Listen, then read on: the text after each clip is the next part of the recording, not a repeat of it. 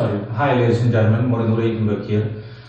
In this video, I'll be discussing being delusional or delusionalism in general. Okay, so let's get started.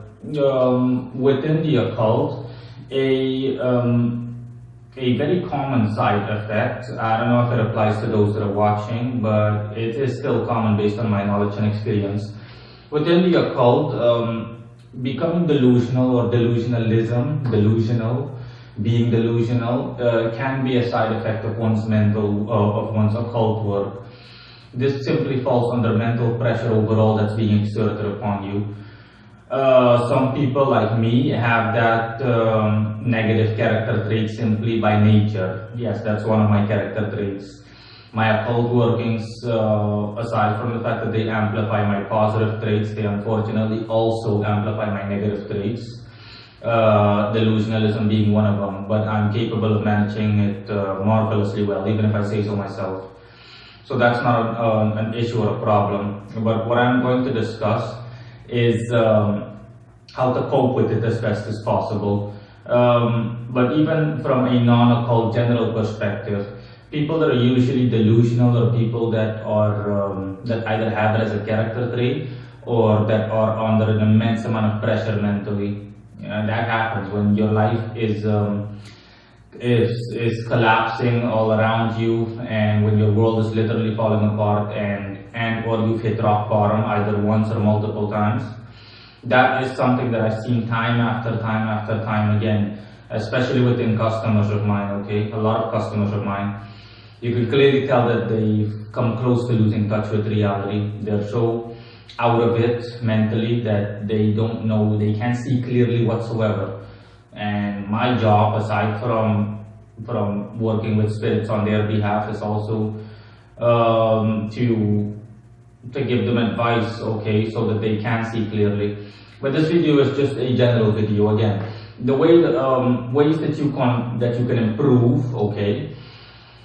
Of course, it's easier said than done, but you still need to do it. Your well-being is on the line after all. Ways that you can improve and you can become less delusional or undo your delusions altogether is to, one, simply keep a cool head, regardless of what happens. As the saying goes, you always need to keep a cool head. Okay, always remain and think rationally, and don't try to drift off. Okay. Don't try to seek refuge in either dreams or fantasies, or let alone drugs or alcohol or any of that. No. That will only make you sink deeper. Regardless of how hard something is to confront or to face, always face it head on. Okay? Reality is the best policy. That's point one. So it doesn't matter how much negativity you're experiencing or going through. You need to keep a calm, cool, and clear and collective head, and you need to be able to assess the situation properly and go from there. But don't cower into either using drugs or alcohol, or just hiding away in a corner and just starting to daydream and fantasize to the point where things really go off the deep end. Okay, you'll only be worse off. The other thing that you can do is meditate. Okay, even if it's just meditating for as long as you possibly can a day. I myself personally have a short attention span, but I'm still able to meditate. Bottom line is that you need to simply meditate and or be able to step outside yourself and to see yourself from a neutral perspective. Envision or picture yourself from someone else's point of view. Just a neutral bystander, a neutral person, someone who takes a look at your life from a short distance and is therefore able to see things a lot clearer than you can, because that's also a problem that people have. They're unable to see themselves the way they really are. I used to have that problem, but I don't anymore. That was a long time ago. Now I'm capable of seeing myself the way the world sees me. So yeah, that's what you need to do. You simply need to be able to see yourself the way that others see you. And that will greatly help in you getting a neutral overview of your own life and whatever it is that you're going through and the situation that you have to deal with. and then you can come to a calm, cool, rational decision. Okay. Simple example. Let's just say that you've got you're knee deep in debt. You've got incredible debts that you need to pay off, and you're unemployed, and you're you name it, your entire world is falling apart. You've lost your job, and it's going to be really difficult to find another job. And for example, the rent of the apartment that you live in is way past due, 2 to 3 months past due. You name it, okay? Demons knocking at the door, so to speak. You took out a loan, and you need to do this, you need to do that. Yeah, it can all be overwhelming, especially for people that don't know how to confront, that aren't good in confronting things. People that are used to keeping themselves at a distance, or people that simply have a very low tolerance for stress and for facing set difficulties. In such a situation, the best thing you need to do is to keep your head cool, because things are going to get worse before they get better. But from a rational perspective, you need to find a job as quickly as possible. In the meanwhile, you also have to file for bankruptcy pretty much, so that the people that you're indebted to know that you are bankrupt, that you won't be able to pay them, at least for the time being. And you need to simply cut your losses, okay? Again, you simply need to cut your losses. It doesn't matter what you have to do. Even if you have to live in some rundown shack that barely costs a couple of dollars a month or something similar, okay? Even if you have to live alongside the street, okay? That's the worst case scenario. But you need to keep your head cool, and you need to remain rational, and you will get back on your feet. That's an example. But most people, they'll just flip out, and their heart will start beating really quick, and they'll start to go insane in the sense of, oh my God, I'm gonna die. All kinds of thoughts. It's easy for all kinds of thoughts to enter your mind. Suicide being one of them. I'm warning you, okay? Suicide is definitely one that comes to mind. Things like suicide, things like you feel the walls closing in on you, okay? I know exactly what that feeling is like. I'm not saying that I've been there, but I've experienced similar things, okay? This was decades ago, but I've also experienced more than my fair share of these kind of situations, very similar situations. So I know exactly, okay, what kind of emotions come up in you. You completely almost lose your mind, okay? You're on the verge of collapsing mentally. But like I said, okay, these are things that you need to do. You need to keep a calm, clear head, stay calm regardless of what happens. Always cling to rational thinking and common sense. Meditate if you're able to the extent that you're able to, so that you have a clear head. And last but not least,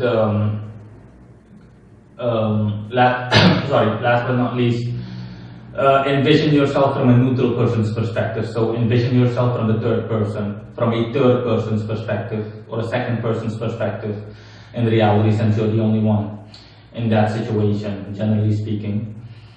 Yeah, and last but not least, referring back to what I said in the beginning, from an occult perspective, like I said, side effects are common, and it doesn't have to be the case for other people, okay? It all depends on the individual. But for example, in my case personally, like I said, my positive as well as my negative character traits are amplified, and I, for one, have delusionalism as one of my character traits. It's just part of who I am. I know that from my own self-research, because I know myself in and out, even if I say so myself. But yet, I'm still able to manage it, okay? My mind automatically drifts off the flights of fantasy and all kinds of stuff, okay?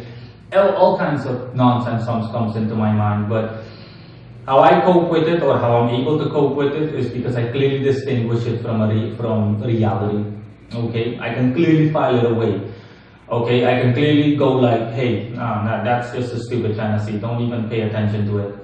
Okay, even to the guys that I work with, the spirits that I work with, I can clearly tell them that, just ignore it. It's just neurosis, or it's just, these are just delusional thoughts, okay? My mind automatically starts to daydream at certain points in the day, multiple times a day, 3 to 4 times. But again, regardless of what happens, as you can see, I'm firmly rooted in reality, and that's not going to change. So I'm capable of managing it. Of course, I wasn't able to manage it right from the get-go. I wasn't able to manage it right from the beginning.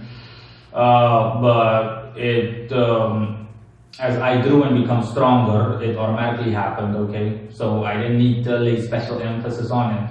I could always distinguish it. I was always able at a certain point to distinguish that, hey, these are just daydreams, just ignore them. They have no basis in the reality. Let's just say it's similar to a stutter for me, okay? The same way that someone that talks, he talks with a stutter. It's just something that the person is already aware of and just ignores because there's little to nothing that he can do about it, as is the case for me. Neurosis is also one of my other character traits, okay, which is amplified by my occult work. And that simply means that I have recycling, recurring thoughts going through me, okay? All of a sudden, something that happened 10 years ago will pop up in my head. But I just ignore it, okay? I literally and figuratively speaking, just ignore it. So I would compare that to limping at certain points. All of a sudden, you have some kind of, you have some kind of erratic problem with your leg that makes it so that all of a sudden you have to limp. But yeah, if you know yourself, then you'll just ignore it because you already know. And if someone asks you, just tell that person, no, I'm just limping, okay? It's just an annoying thing of mine. It's an erratic, something that my leg does every now and then. I don't know why. I've already been to the doctor, blah, blah, blah, etc., etc. That's an example. So yeah, for me, again, unfortunately, you can't do anything about that, okay? You can't have the good without the bad in general, no. If you're going to get the good, then the bad will also accompany it usually. There will be some drawback, in generally speaking, or in general. But that is it in any case, okay? This is my strongly taken advice, okay, or strongly recommended advice towards anyone that's watching. Regardless of what happens, keep a cool head and clear mind, and try to meditate and try to see yourself from a neutral person's perspective, okay? But do not fall into the trap of drugs and alcohol because you want to escape reality, because reality is too painful for you to bear, okay? If you really grow a pair of balls, if you don't have any, and just face your situations head on, accept reality and work towards a solution and keep your mind calm and cool. The most important thing, regardless of what happens in a tight situation or an unpleasant situation, is maintaining mental and emotional stability. Otherwise, you'll just you'll be the architect of your own undoing, okay? Not the situation will be your undoing. You will be your own undoing. And yeah, that's all. Thanks for watching. Bye.